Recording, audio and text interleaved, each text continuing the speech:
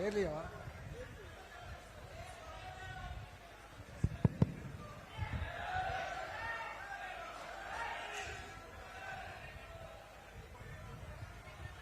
ముచ్చటగా మూడవసారి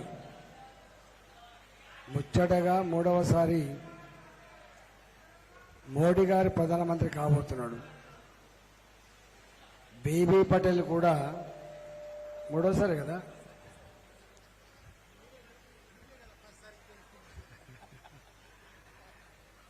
మీ నాయకుడు బీబీ పటేల్ కూడా మూడవసారి ఎంపీ కాబోతున్నాడు. మిత్రులు బీబీ పటేల్ గారు, మరో మిత్రుడు గౌరవ శాసనసభ్యుడు వెంకటరమణారెడ్డి గారు, మాజీ శాసనసభ్యులు అరుణతార గారు, గంగారం గారు, పెద్దలు లక్ష్మారెడ్డి గారు,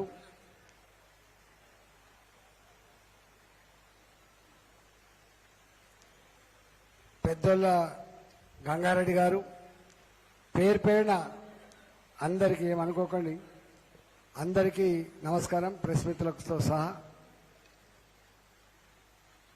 రేపు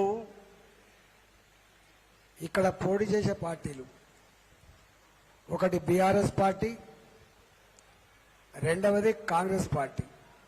మనకు వ్యతిరేకంగా వినబడుతుందా? చూడు, వినబడుతుందానే. ఒకప్పుడు నేను, బీబీ పటేల్ అందరం టీఆర్ఎస్ పార్టీ. ఆనాడు కేసీఆర్ పదే ఒక మాట చెప్పేది, తెలంగాణ ప్రజల పట్ల, తెలంగాణ సమస్యల పట్ల నాకున్న నాకున్న కమిట్మెంట్ రాజశేఖర్ రెడ్డికో చంద్రబాబు నాయుడుకో ఉంటుందా అని చెప్పేవాడు. నిజమే. నిజామాబాద్ జిల్లా, ఇది నిజామాబాద్ జిల్లా కాబట్టి మొట్టమొదటిగా ఆ మాటకు పులకించి ఆ మాటను అమలు చేసిన జిల్లా నిజామాబాద్ జిల్లా. ఇవాళ కేసీఆర్ వచ్చి ఆ మాట మాట్లాడతాడా? ఆయనకు అర్హత లేదు, హక్కు లేదు. మొట్టమొదలు తెలంగాణ రాష్ట్రాన్ని సాధించనని చెప్పి అధికారం ఇస్తే కొత్త కదా, కొన్ని అయినాయి కొన్ని కాలేదని చెప్పి మనం తృప్తిపడి రెండవసారి కూడా అధికారం ఇచ్చాం. రెండవసారి అధికారం ఇచ్చిన తర్వాత కళ్ళు నెత్తికెక్కి అహంకారం పెరిగిపోయి ప్రజల్ని మర్చిపోయిండు, కార్యకర్తలు మర్చిపోయిండు, చివరికి సహచర మంత్రులనే అవమానపరిచిండు, సహచర ఎమ్మెల్యేలు కూడా అవమానపరిచిండు. అందుకే పట్టుబట్టి జట్టు కట్టి ఇవాళ కేసీఆర్ ప్రభుత్వాన్ని ఊడగొట్టింది. ఇప్పుడు ఇక్కడ అధికారం లేదు, ఢిల్లీకి పోయి ఏం చేస్తుంది ఈ పార్టీ? ఇక్కడ అధికారం ఉంటే కేసీఆర్ ఎంపీలతో మాట్లాడి తెలంగాణ కోసం ఈ సమస్యలు ఉన్నాయి, మీరు కొట్లాడమని చెప్తే ఓ పద్ధతి ఉండేది. కానీ ఇక్కడ అధికారం లేదు. ఇప్పుడు బీఆర్ఎస్ పార్టీకి ఓటేస్తే ఆయన ఎంపీ గెలిస్తే అక్కడ జీరో వాల్యూ. అందుకనే ఈసారి బీఆర్ఎస్ పార్టీకి కారు గుర్తుకు ఓటేస్తే దానికి వాల్యూ లేదు. నిజామాబాద్లో ఉన్నటువంటి టీఆర్ఎస్ కార్యకర్తలారా, నాయకులారా, ఇవాళ ఇప్పుడున్న పరిస్థితులలో తెలంగాణకు నిజంగా మంచి జరగాలంటే భారతీయ జనతా పార్టీకి ఓటేయన్నా లేదా ఒకసారి ఆలోచించుకోమని చెప్పి కోరుతున్నాను. రెండవ పార్టీ కాంగ్రెస్ పార్టీ. వాస్తవంగా చీమలు పెట్టిన పుట్టలో ఏం జరుగుతాయి? పాములు చేరినట్టు వాస్తవంగా కేసీఆర్ ప్రభుత్వానికి వ్యతిరేకంగా కొట్లాడిన పార్టీ భారతీయ జనతా పార్టీ. కేసులు మన మీద అయినాయి, జైళ్లకు మనం పోయినాం. కానీ రెడీమేడ్గా వచ్చి అబద్ధాల హోరులో అబద్ధపు ప్రచారాలతో గద్దెనెక్కింది మాత్రం కాంగ్రెస్ పార్టీ రేవంత్ రెడ్డి.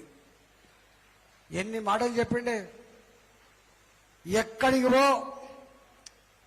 తెలంగాణ ప్రజలకి రేపే వచ్చి అన్నట్టుగా అనేక హామీలు ఇచ్చాడు. నాకు తెలిసి ఈ హామీలు ఇచ్చిన రేవంత్ రెడ్డికి వాటి గురించి ఇప్పుడు గుర్తులేదు.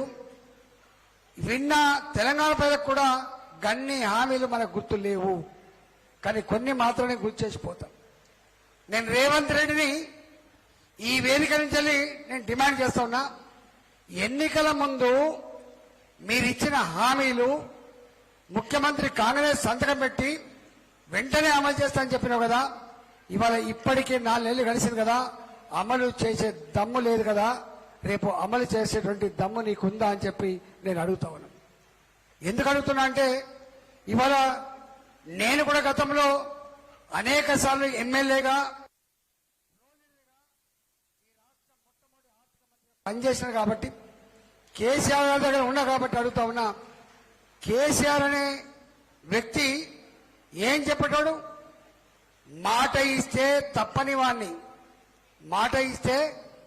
వాణ్ణి, అవసరమైతే తల నరుక్కుంటే తప్ప వెనుకకు పోనివాణ్ణని చెప్పేటోడు. తెలంగాణ ధనిక రాష్ట్రం, తెలంగాణ సంపద కొదవలేని రాష్ట్రం, రాజు తలుచుకుంటే దెబ్బలకు కొదవా అని చెప్పినటువంటి ముఖ్యమంత్రి ₹1,00,000 రుణమాఫీ చేస్తా అని చెప్పాడు. ఎప్పుడు చెప్పిండు? 2018 ఎన్నికల్లో తెలంగాణ రైతాంగానికి ₹1,00,000 రుణమాఫీ ఒకేసారి చేస్తా అని చెప్పిండు. కానీ 4.5 సంవత్సరాలు గడిచిన రైతులకు రుణమాఫీ చేసిండా? ఎందుకు చేయలే? డబ్బు లేకనా? రైతుల పట్ల ప్రేమ లేకనా? లేదా ఇచ్చిన మాట అమలు చేయదన్నటువంటి అహంకారమా? దేనివల్ల? చివరికి ఓట్లకు పోతే ఊర్లకు రానియరని చెప్పి హైదరాబాద్ లో కొత్తగా నిర్మించిన రింగ్ రోడ్ అమ్ముకుంటే, హైదరాబాద్ ఉన్నటువంటి హైటెక్ సిటీ భూములు అమ్ముకుంటే వచ్చిన డబ్బులు కడితే వడ్డీకి సరిపోయినాయి తప్ప అసలు మాత్రం రైతాంగానికి తీరిందా అని చెప్పి మేము అడుగుతా ఉన్నాం. మొత్తం అప్పు తీరిందా? ఇవాటికి తీరలే. రెండవ మాట, తెలంగాణ విద్యార్థులారా, తెలంగాణ నిరుద్యోగ యువకులారా, మీ అమ్మ మీద మీ నాన్న మీద భారం పడకుండా నెలకు ఉద్యోగం వచ్చేంత వరకు ₹3,116 ఇస్తా అని చెప్పింది. ఇచ్చిండా? నా హుజరాబాద్ ఎన్నికల్లో ఒక్కొక్క దళిత కుటుంబానికి 15 లక్షల రూపాయలు చెప్పిన దళిత బంధు ఇస్తా అని చెప్పిండు. ఇవాళ ఈ కామారెడ్డిలో ఇచ్చిండా? ఎల్లారెడ్డిలో ఇచ్చిండా? ఎందుకు ఇవ్వలే? డబ్బులు లేవు కాబట్టి. ఆ విషయం రేవంత్ రెడ్డి తెలియదా? ఆ విషయం కాంగ్రెస్ పార్టీ తెలియదా? కానీ ఈయన అన్నాడు, ₹1,00,000 కరమేంటి? ఓ తెలంగాణ రైతులారా, నీకు బ్యాంకులో అప్పు ఉందా లేదా చూసుకో, 2 లక్షల వరకు వెంటనే బ్యాంకు రుణం తీసుకో, నేను రాగానే మాఫీ చేస్తా అని చెప్పాడు. ఇవాళ ₹2 లక్షల వరకు రుణమాఫీ జరిగిందా? జరిగితే చేతులెత్తామని చెప్పి కోరుతా ఉన్నాను. జరిగిందా ఎక్కడైనా?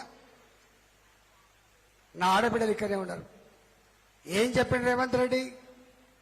₹2,500 ప్రతి నెల ఉద్యోగికి ఎట్లయితే ఫస్ట్ వీక్లో వస్తాయో మీకు కూడా వస్తాయని చెప్పిండు. అవునా? వచ్చినాయమ్మ ₹2,500? ఇచ్చిండా? ఎప్పుడు ఇస్తాడో చెప్పిండా? రైతులకు ఇచ్చే 2 లక్షల రుణమాఫీ ఈయన కాదు కదా, ఈయన జేజమ్మ దిగచ్చినా కూడా అమలు చేయగలిగే సత్తా లేదు. ₹2,500 ఇవ్వగలిగే సత్తా రేవంత్ రెడ్డికి లేదని చెప్పి బాజాప్తా చెప్తున్నా. ఎందుకంటే 44 లక్షల మందికి నెలకు ₹2,000 పెన్షన్ ఇవ్వడానికే ఇవాళ గ్రామాన లిక్కర్ షాపులు పెట్టి, బెల్ట్ షాపులు పెట్టి 45,000 లిక్కర్ అమ్మితే గాని పెన్షన్లు ఇవ్వలేని పరిస్థితిలో ఇప్పుడు ఉంటే, ఇవాళ ఈయనొచ్చి 1,50,00,000 మంది మహిళలకి ₹2,500 ఇవ్వాలంటే సంవత్సరానికి ₹40,000 కోట్ల కావాలి. కానీ 4,000 కోట్లు ఎక్స్ట్రా ఇచ్చే దమ్ము రేవంత్ రెడ్డికి లేదు. ఇదో అబద్ధం. మూడోది ఆటో నడుపుకుంటోళ్లకు 12,000 రూపాయలు ఇస్తా అని చెప్పిండు. భూమి లేక రెక్కల కష్టం మీద బతికే వాళ్లకు 12,000 రూపాయలు ఇస్తా అని చెప్పిండు. కళ్యాణ లక్ష్మి 1,00,000 రూపాయలు ఏం పిషాది తులం బంగారం ఇస్తా అని చెప్పిండు. తులం బంగారం అదొక 75,000 రూపాయలు. ఇట్లా ఎన్ని హామీలు ఇచ్చిండో ఇవాళ ఆ హామీలన్నీ అమలు కావాలంటే 17 సీట్ల గెలిపియాలట. రాహుల్ గాంధీ ప్రధానమంత్రి అయితే ఇవన్నీ అమలైతాయని చెప్పి రేవంత్ రెడ్డి చెప్తాడు. అవుతుందా మరి? 17 సీట్లు కనుక రేవంత్ రెడ్డి గెలిపించి ఇస్తే రాహుల్ గాంధీ ప్రధానమంత్రి అవుతాడా? అవుతాడా? ఇది అసలేదే కాడా? మరి కానోడొచ్చి నాకు 17 సీట్లు గెలిపియండి, మంచి తరుణం మించిన దొరకదు, మీ హామీలన్నీ కూడా అమలు చేస్తా అంటాడు ఆయన. అంటే ఎంత బ్రోకర్ మాటలు ఒకసారి చూడండి, ఎంత బ్రోకర్ మాటలు ఒకసారి చూడండి. ఇవాళ 40 సీట్లున్న కాంగ్రెస్ పార్టీ వస్తే ఇంకో 5-10 పెరుగుతుండొచ్చు, లేకపోతే తగ్గుతుండొచ్చు. ఇంకో జన్మకు కూడా రాహుల్ గాంధీ ప్రధానమంత్రి అయ్యేది లేదు, అక్కడి నుంచి డబ్బు తెచ్చేది లేదు, ఇక్కడ రేవంత్ రెడ్డి ఇచ్చేది లేదు. మీకు తెలుసో తెలియదో మొన్న రేవంత్ రెడ్డి సెల్ఫ్ గోల్ కొట్టుకున్నాడు. Self goal. నేను ఇవన్నీ ఇస్తా అంటే నమ్ముతారేమో కానీ ఏం చెప్పిండు రేవంత్ రెడ్డి? శాసనసభలో బడ్జెట్ మీద రాష్ట్ర ఆర్థిక పరిస్థితి మీద ఒక వైట్ పేపర్ అని చెప్పి పెట్టి చిప్ప చేతికి ఇచ్చిండు కేసీఆర్ అంటాడు. నేనేదో లంక బిందెలు ఉన్నాయని చెప్పి వచ్చినా ఇక లంక బిందెలు దొరకలేదు, ఖాళీ కుండలు మాత్రమే దొరికాయని చెప్పిన వ్యక్తి రేవంత్ రెడ్డి. అవునా కదా? మీరు చూడండి. మరి ఖాళీ కుండలు ఉన్నటువంటి రేవంత్ రెడ్డి గిన్ని డబ్బులు ఇచ్చేటువంటి ఆస్కారం లేదు. కాబట్టి ఇవాళ కేసీఆర్ ఒక కథ చెప్తుండేది. కేసీఆర్ ఎప్పుడు ఒక కథ చెప్పేది మనకు బాగా గుర్తు. సూది కథ. ఒక మేరైన ఊర్లో సూది పోగొట్టుకున్నాడు. సూది పోగొట్టుకుంటే దేవుడా నా సూది నాకు దొరకాలి, 10 కొబ్బరికాయలు కొడతా అని చెప్పి మొక్కుతాడు. ఇంట్లోకెళ్ళి భార్య వచ్చి తిట్టుకుంటూ వచ్చింది. ఏమా పిచ్చోడి వానువేమన్నా, సూది ధర ఏకాన కొత్తలు 6 పైసలు, కానీ కొబ్బరికాయ ధరనేమో 100 రూపాయలు 150 రూపాయలు అవుతుంది. 6 పైసల సూది కోసం 100 రూపాయలు మొక్కుతాం. ఏంటంటే ఆ మేరైన భార్యతో అంట మాట ఏంటంటే, సూది దొరుకుతుంది, ఈ కొబ్బరికాయ కొట్టేది ఉందా ఎగబెడదా అని చెప్పాడు. రేవంత్ రెడ్డి కూడా అధికారం అయితే రానివ్వు, వస్తే ఇచ్చేది ఉందా అని చెప్పేటువంటి ఆ సూది కథ గుర్తుకు తెస్తుండు రేవంత్ రెడ్డి. గుర్తుపెట్టుకుని నేను అనుకున్నా రేవంత్ రెడ్డి ముఖ్యమంత్రి అయిన తర్వాత కేసీఆర్ ఏ తప్పులైతే చేసిండో ఆ తప్పులు చేయడమని చెప్పి మేమంతా ఆశపడ్డాం. కానీ గదే పని రేవంత్ రెడ్డి కూడా చేస్తాడు. ఇతర పార్టీల ఎమ్మెల్యేలని ఇవాళ ప్రలోభ పెట్టే ప్రయత్నం చేస్తున్నాడు.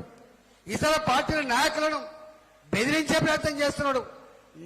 మళ్ళీ గదే డబ్బుతో గదే మద్యంతో పార్లమెంట్లో గెలవాలని చెప్పి ప్రయత్నం చేస్తున్నాడు. కానీ కేసీఆర్ కు ఏ గుణపాఠం మనం ఇచ్చినామో రేపు రేవంత్ రెడ్డి కూడా గదే గది పడతా అని చెప్పి ఇవాళ హెచ్చరిస్తా ఉన్నాం. అందువల్ల ఇవాళ కాంగ్రెస్ పార్టీకి ఓటేస్తే, బీబీ పటేల్ ఓటేస్తే చక్కగా మోడీ గారి దగ్గర పోతాడు. నా జైరాబాద్ పార్లమెంటుకు ఈ రోడ్లు ఇవ్వండి, నాకు ఈ ఇండస్ట్రీస్ ఇవ్వండి, నా నిరుద్యోగ సమస్య పరిష్కరించమని చెప్పేటువంటి కోరే అధికారం బీబీ పటేల్కి ఉంటుంది కాదు తప్ప కాంగ్రెస్ పార్టీ ఎంపీకి అధికారం లేదు అని చెప్పి మనం చేస్తాం. అందువల్ల ఇవాళ కాంగ్రెస్ పార్టీకి ఓటేసినా దాని వాల్యూ జీరో వాల్యూ. ఇవాళ ఎక్కడ చూసినా ఒకటే మోడీ అంటారు. అమ్మ మీరు గ్రామాల వాళ్ళు, ఎంతమంది ముఖ్యమంత్రులు చూస్తారు మీరు? ఎంతమందిని ప్రధానమంత్రులు చూస్తారు మీరు? ఎంతమంది ముఖ్యమంత్రులు ప్రధానమంత్రులు వచ్చినా నా గ్రామీణ ప్రాంతాలలో నా ఆడబిడ్డ మొన్నటి వరకు చెంబు పట్టుకొని బయలుపోయిపోయేటువంటి పద్ధతి లేదా అని చెప్పి అడుగుతున్నాం. రోడ్ల పక్క పంటి రైల్వే పట్టాల పక్క పంటి ఇవాళ బాధతో పోయిన మాట వాస్తవం కదా. ఈనాటి ఆడపిల్లలు చదువుకుంటున్నారు. ఆ పిల్లలు ఊర్లలోకి వచ్చినప్పుడు వాళ్ళ ఫ్రెండ్స్ కనుక మన ఊరికి ఎప్పుడైనా వస్తే టాయిలెట్ కోసం వాళ్ళు బాధపడ్డ తీరు ఇంత అంత కాదు. కానీ ఏ ముఖ్యమంత్రి, ఏ ప్రధానమంత్రి ఆడపిల్లల గురించి కానీ ఆడపిల్లల సమస్య గురించి కానీ ఆలోచించలేదు. కానీ నరేంద్ర మోడీ గారు పేదింటి బిడ్డ కాబట్టి దేశంలో స్వచ్ఛ భారత్ తీసుకొచ్చి 12 కోట్ల ఇండ్లలో టాయిలెట్ కట్టించి మహిళల ఆత్మగౌరవాన్ని కాపాడిన బిడ్డ నరేంద్ర మోడీ గారు. ఎందుకు ఓటేస్తారు మోడీ గారికి? ఎందుకు ఓటేస్తారు? ఇవాళ పెగ్గలకు వేయండి ముఖ్యమంత్రి గాని నిజంగా గనక మోడీ గారి మాట వినుండి కేంద్ర ప్రభుత్వ సహకారం తీసుకొని ఉంటే ఇవాళ తెలంగాణలో ఒక్క పేదవాడికి కూడా ఇవాళ గుడిసెలుండే ఆస్కారం లేకుండే, ఒక పేదవాడు కూడా ఇలా కిరాయి ఉండేటువంటి ఆస్కారం లేకుండే, ప్రతి ఒక్కడికి మంచి ఇల్లు కట్టించేటువంటి ఆస్కారం ఉండే. కానీ మోడీ ఏంది, గీడి ఏంది, నేనుండగా దేశంలో ఏ ముఖ్యమంత్రి, ఏ ప్రధానమంత్రి కూడా ఆలోచన చేయని డబుల్ బెడ్రూమ్ల ఆలోచన నేనే చేసిన అని చెప్పి ప్రగల్భాలు పలికింది తప్ప కానీ పేదలందరికీ డబుల్ బెడ్రూమ్ మాత్రం కట్టియలే. మోడీ గారు 2,53,000 ఇల్లు ఇస్తే కేవలం కట్టింది 1,75,000, ఇచ్చింది మాత్రం 30,000 40,000 ఇచ్చిండు. మిగతా ఇళ్ళు అన్ని కూడా దర్వాలు పిక్కబోతున్నారు, వైర్లు పిక్కబోతున్నారు తప్ప పేదలకు మాత్రం ఇల్లు రాలేదు. ఇవాళ మీకు హామీ ఇస్తా ఉన్నాం, మోడీ గారు ఇలాంటి పేదల పట్ల గౌరవం లేని ముఖ్యమంత్రి ఉన్న కాడ మేమే పేదలకు నేరుగా సొంత ఇంటికలు నెరవేర్స్తాం, ఇండ్లు ఇస్తామని చెప్పి తెలియజేసిండు. రేపు తెలంగాణలో పేదలకు ఇండ్లు ఇచ్చే జిమ్మదార్ భారతీయ జనతా పార్టీ నరేంద్ర మోడీ తీసుకుంటారని చెప్పి మనం చేస్తాం. అమ్మా ఇవాళ మనకి ఇన్సూరెన్స్ స్కీమ్ వచ్చింది, జీవన జ్యోతి ఇన్సూరెన్స్ స్కీమ్ కావచ్చు, ఇంకొక ఇన్సూరెన్స్ స్కీమ్ కావచ్చు. 2 ఇన్సూరెన్స్ స్కీముల ద్వారా ఒకవేళ యాక్సిడెంట్లో చచ్చిపోతే మనం యాక్సిడెంట్ చచ్చిపోతే 4 లక్షల రూపాయలు వచ్చేటువంటి ఇన్సూరెన్స్ స్కీమ్ మోడీ గారు ఇచ్చారు. ఒకవేళ ఆరోగ్యం మంచిగా లేకపోతే చచ్చిపోతే ఇవాళ 2 లక్షల రూపాయలు ఇన్సూరెన్స్ ఇచ్చారు. ఈ 2 పాలసీలు పేదవాళ్లకు ఎంతో ఉపయోగపడుతున్నమాట వాస్తవం కాదా? రైతులకు రైతు బంధు ఉపయోగపడుతుంది, రైతు బీమా ఉపయోగపడుతుంది. రైతు చనిపోతే 5 లక్షల రూపాయలు వస్తున్నాయి. కానీ రైతు దగ్గర పనిచేసే కూలోళ్ళు చచ్చిపోతే మాత్రం 5 పైసల బిల్లు రాదు.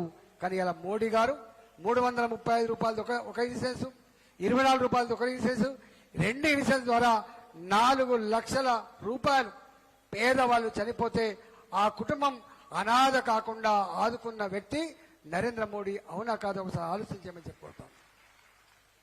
ఇవాళ ఊర్లలో ఇంతకుముందు బ్యాంక్ అకౌంట్ ఉండకపోవు, ఎల్ఐసి పాలసీ ఉండకపోవు, మనకు హెల్త్ కార్డు ఉండకపోతుండే మనకు. కానీ మోడీ గారు వచ్చిన తర్వాత జన్ధన్ అకౌంట్తో ప్రతి వాళ్ళకి ఇవాళ బ్యాంక్ అకౌంట్ ఉన్నమాట. వాస్తవం కాదు ఒకసారి చెప్పండి. ఒకనాడు 1000 రూపాయల నోటో 2000 రూపాయల నోటో పట్టుకొని కూరగాయలు పోతే ఆ 2000 రూపాయలు నోటు పట్టుకొని బస్ ఎక్కిపోతే చిల్లలు లేవని చెప్పి దించేసిపోయింది. కానీ వాళ్ళు ఎక్కడ కూడా నీ జేబుల పైసలు నేలేవా, నీకు 2000 రూపాయల నోటు ఉందా, 200 రూపాయల నోటు ఉందా, నీ 10 పైసల వస్తువు కొంటావా, 50 పైసల వస్తువు కొంటావా, ఎక్కడ కూడా చిల్లరతో సంబంధం లేకుండా డబ్బులు పట్టుకపోయే ఆస్కారం లేకుండా ఇవాళ ఫోన్ పే గూగుల్ పేతో వ్యాపారం జరుగుతున్నమాట. వాస్తవం కాదా?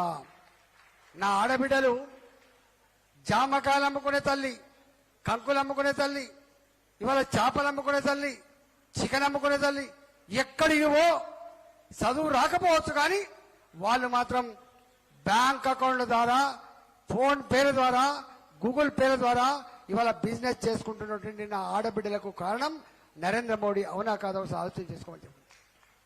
ఎక్కర్లేదు ఇవాళ ప్రతి కూరగాయల దగ్గర ఫోన్ పే ఉందని చెప్పి మిషన్ కనబడుతుంది. అందువల్ల మొన్న ప్రతి ఊర్లో ఒక దేవుడు ఉంటాడు. దేవుడు లేని ఊర్లు ఉంటాయా ఎక్కడన్నా? ఊర్లలో ఊరి దేవుడు వచ్చిన తర్వాత కులదేవతలు కూడా పెట్టుకుంటాం మనం. ఇది ఎల్లమ్మ గుడి, ఇది పెద్దమ్మ గుడి, ఇది పోషమ్మ గుడి అని పెట్టుకుంటాం. అట్లా ఈ దేశానికి మనం అందరం ఆరాధించే 2 దేవాలయాలు ఉంటాయి. ఒకటి రాముడి దేవాలయం, రెండవది కృష్ణుడి దేవాలయం. పరాయి దేశస్తులు దాడి చేసి ఏ అయోధ్య నగరంలో అయితే రాముడు పుట్టిండో ఆ అయోధ్య నగరంలో ఉన్నటువంటి రామాలయాన్ని ఆనాటి పాలకులు విధ్వంసం చేస్తే 500 ఏళ్లుగా అనేక మంది కొట్లాడిండ్రు. మా గుడి లేకపోవడం వల్ల మా దేశానికి మంచి జరుగుతలేదు, అరిష్టం జరుగుతుంది, మా దేవుని గుడి నిర్మాణం చేయమని చెప్పి కొట్లాడితే 100 మంది చనిపోయిళ్ళు, 1000 మంది జైలులో పడ్డారు. కానీ ఎవడు ఆ శాసనం చేయలే. మోడీ గారు వచ్చిన తర్వాత అయోధ్యలో 3 సంవత్సరాల కాలంలోనే రామాలయాన్ని కట్టించి ప్రతి ఇంటికి ప్రతి గల్లీకి అక్షింతలు పంపించి నా ప్రజలు చల్లగుండాలని చెప్పి, నా ప్రజలు చల్లగుండాలి, నా ప్రజలు గొప్పగా జీవించాలని చెప్పి ఇవాళ దేవుణ్ణిచ్చిన మహనీయుడు నరేంద్ర మోడీ. అవునా కదా ఒకసారి చెప్పండి. ఇదిగో కట్టకపోయా కాంగ్రెస్ పార్టీ, ఇదిగో కట్టకపోయా ఇంకొక పార్టీ. మన విశ్వాసం అది. ప్రభుత్వాలంటే రోడ్లు వేసేదే కాదు. నేను మొన్న జూకాల నుంచి హైదరాబాద్ పోతుంటే అన్న కొత్త రోడ్డు పదని చెప్తే నేను రోడ్డు మీద పోతుంటే అమెరికాలో ఎట్లా రోడ్లు వేసిండ్రో ఇవాళ అట్లాంటి రోడ్లు వస్తున్నాయి. మనకు గుర్తుపెట్టుకోండి, అమెరికాను తలపించే రోడ్లు వస్తున్నాయి. ఇలా అభివృద్ధిలో ఇలా పోలిక లేదు. కాబట్టి నేను మీ అందరికీ ఒకటే విజ్ఞప్తి చేస్తున్నా. మోడీ గారు ఎన్నెన్నో పనులు చేశారు. కొన్ని గౌరవాన్వితమైన పనులు ఉంటాయి. ఒకనాడు అమెరికా మోడీ గారికి వీసా ఇవ్వలే. ఒకనాడు అమెరికా నా ప్రెసిడెంట్ ఆఫ్ ఇండియా అబ్దుల్ కలాంని అవమానపరిచాడు. కానీ ఇవాళ అదే అమెరికా నరేంద్ర మోడీ గారు పోతే రెడ్ కార్పెట్ తో స్వాగతం పలికి వాళ్ళ పార్లమెంట్ లో మాట్లాడితే 10 నిమిషాలు వాళ్ళ పార్లమెంట్ సభ్యులు లేచి చప్పట్లు కొట్టేటువంటి స్థాయికి ఎదిగింది దేశం. నా జమ్మూ అండ్ కాశ్మీర్ ఒకనాడు బాంబుల మోతలతో తుపాకుల శబ్దాలతో అనేక మంది అమాయకులు చనిపోయేది. మన దేశ సైనికులు కూడా అనేక మంది చచ్చిపోయేది. ఇవాళ గక్కడెందుకు హైదరాబాద్ లో గోకుల్ చాట్ బాంబు పేలుళ్లలో, సాయిబాబా గుడి దగ్గర బాంబు పేలుళ్లలో, దిల్షుక్ నగర్ లో బాంబు పేలుళ్లలో చనిపోయినటువంటి మనుషులు, ఎగిరిపడ్డ చేతులు, తెగిపడ్డ కంఠాలు, చిందిన రక్తం మనం కళ్ళారు చూసాం.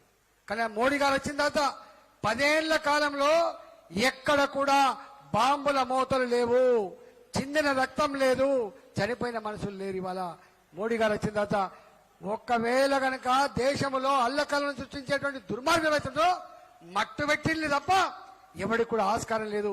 ప్రశాంతత, అభివృద్ధి ఇవాళ మోడీ గారి ఎజెండాగా 10 ఏళ్ల కాలం ఉన్నది. అన్నిటికీ మిక్కిలి మోడీ గారి ఆయంలో ఎక్కడ కరప్షన్ లేదు. మోడీ గారు దేశంలో ప్రధానమంత్రి అయిన తర్వాత ఎక్కడ లేదు. కాంగ్రెస్ పార్టీ ఉన్నప్పుడు 2G స్కామ్, కోల్ స్కామ్, ఎన్నెన్నో రకాల స్కామ్ ఉండేది. మంత్రులు జైళ్లలో పోయిన సందర్భాలు చూసినాం. కానీ మోడీ గారు వచ్చిన తర్వాత మనం ఎక్కడ తలదించుకునే పని జరగలేదు. మోడీ గారు వచ్చిన తర్వాత అభివృద్ధి జరిగింది. మోడీ గారు వచ్చిన తర్వాత ఆత్మగౌరవం పెరిగింది. మోడీ గారు వచ్చిన తర్వాత ఉద్యోగ అవకాశాలు పెరిగినాయి. మోడీ గారు వచ్చిన తర్వాత ఇండ్లు వస్తా ఉన్నాయి. మోడీ గారు వచ్చిన తర్వాత టాయిలెట్ వచ్చినాయి. మోడీ గారు వచ్చిన తర్వాత గ్రామాలలో చెట్లు పెరుగుతున్నాయి. మోడీ గారు వచ్చిన తర్వాత గ్రామాల్లో లైట్లు వెలుగుతా ఉన్నాయి. సిమెంట్ రోడ్లు, కట్టే డ్రైన్లు, కడుతున్నటువంటి గ్రామ పంచాయతీ భవనాలు, ఇవన్నీ కూడా కేంద్ర ప్రభుత్వ పైసలు తప్ప కేసీఆర్ ఇచ్చింది లేదు. సొమ్మేమో అక్కడి నుంచి వచ్చింది, పేరేమో కేసీఆర్ చెప్పుకోవడం తప్ప ఇంకోటి లేదు. కాబట్టి రేపు ఇట్లనే మళ్ళీ కొనసాగాలంటే బీవీ పటేల్ని గొప్ప మెజార్టీతో గెలిపించండి. ఇవాళ ఈ రాష్ట్రంలో 17 సీట్లలో గుక్క తిప్పకుండా అదరకుండా బెదరకుండా సాహసంతో కొట్లాడే పార్టీ భారతీయ జనతా పార్టీ. ఇవాళ అన్ని సర్వేల ప్రకారంగా 12 సీట్ల పైబడి గెలుస్తారని చెప్పి ఇవాళ అన్ని సర్వే సంస్థలు చెప్తా ఉన్నాయి. కాబట్టి ఖచ్చితంగా రేపు ఈ గడ్డ మీద ఎగిరే జెండా, కాషాయ జెండా గెలిచే పార్టీ భారతీయ జనతా పార్టీ. కాబట్టి ఇవాళ మీరందరూ అన్నదమ్ముల్లాగా ఐక్యతతో చిన్న చిన్న సమస్యలుంటే పక్కకు పెట్టి కొత్త పాత అనేటువంటి తేడా లేకుండా కలిసికట్టుగా పనిచేయండి. విజయం మనదే. రేపటి కాలంలో ఈ రాష్ట్రంలో కూడా ప్రభుత్వాన్ని ఏర్పాటు చేయగలిగే సత్తా రేపు భారతీయ జనతా పార్టీగా ఉంటుందని చెప్పి మీకు విజ్ఞప్తి చేస్తూ, ఇవాళ పోతున్న పార్టీ ఏంటిదో, ఇవాళ పెరుగుతున్న పార్టీ ఏందో మీకు తెలుసు. కాబట్టి ఇలా బీబీ పటేల్ని, కమలం పువ్వు గుర్తును భారతీయ జనతా పార్టీని గొప్పగా గెలిపించండి. కేంద్రంలో ప్రధానమంత్రి మోడీ ఇలా జైరాబాద్ లో ఎంపీ బీబీ పటేల్ అని చెప్పి మీ అందరి తెలుసుకున్నాం. జై తెలంగాణ, జై తెలంగాణ, భారత్ మాతాకి, భారత్ మాతాకి, జై శ్రీరామ్, జై శ్రీరామ్. మోడీ గారి నాయకత్వం ఫిర్ ఏక్ బార్, అబ్కి బార్